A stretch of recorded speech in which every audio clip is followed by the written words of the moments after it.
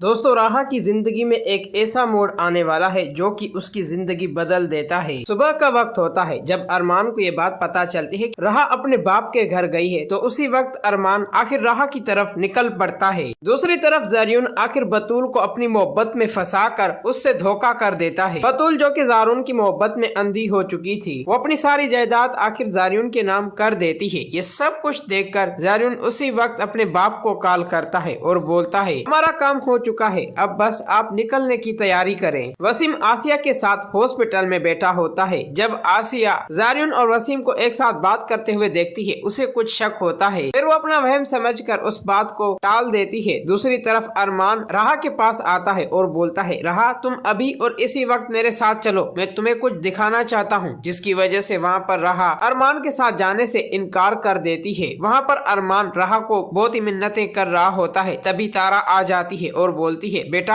आखिर क्या बात है। तो उसी वक्त अरमान बोलता है, आंटी प्लीज आप राहा को बोलें वो मेरे साथ चलें, मैं आप लोगों को कुछ दिखाना चाहता हूँ। उसी वक्त वहाँ पर तारा राहा को बोलती है, बेटी तुम बात आखिर मान लो अरमान की, तुम्हें अरमान के साथ जाना चाहिए। जिसकी वजह से वहाँ पर राहा बोलती है, माँ आपको भी मेरे साथ चलना होगा। जिसकी वजह से तारा अपनी बेटी राहा के साथ अरमान के साथ निकल पड़ती है। अरमान राहा और तारा को आखिर उस गुंडों के पास लाता है जिन्होंने राहा को किडनैप किया था। तो उसी वक्त अरमान अपनी मोबाइल निकालता है, उन गुंडों की वीडियो रिकॉर्ड करने लगता है और उन्हें बोलता है, ये सब कुछ करने के लिए तुम्हें किसने बोला था। तो उसी वक्त वहाँ पर वो गुंडे आखिर बोल पड़ते हैं, ये सब कुछ करने के लिए हमें आसिया बेगम ने ही बोला था और उसके साथ मिला हुआ ज़ारियुन भी था, वो ही ये सब कुछ चाहता था। ये सब कुछ हमने पैसों की लालच में आके किया है। ये बात सुनते हुए वहाँ पर तारा और राहा हैरान रह जाते हैं। उसी वक्त वहाँ पर राहा गुस्से में आ जाती है, अरमान को बोलती है, अरमान अभी और इसी वक्त आखिर हॉस्पिटल की तरफ चलो। दूसरी तरफ बतूल को जब ये बात पता चलती है कि पापा को होश आ चुका है, तो उसी वक्त वहाँ पर वो ज़ारियुन को बोलती है, ज़ारियुन अभी और इसी वक्त मुझे हॉस्पिटल लेके चलो, बाबा साहब को होश आ चुका है। ये बात सुनते हुए वहाँ पर ज़ारियुन आखिर बतूल को लेकर हॉस्पिटल पहुँच जाता है। अभी वहाँ पर अरमान और राहा एक साथ हॉस्पिटल पहुँच जाते हैं। अदिल बार बार राहा के बारे में पूछ रहा होता है। उसी वक्त वहाँ पर राहा और अरमान एक साथ आते हैं। अदिल अरमान और राहा को एक साथ देखकर बेहद खुश हो रहा होता है। उसी वक्त वहाँ पर आसिया शोर मचाना शुरू कर देती है और बोलती है, अभी और इसी वक्त यहाँ से निकल जाओ राहा,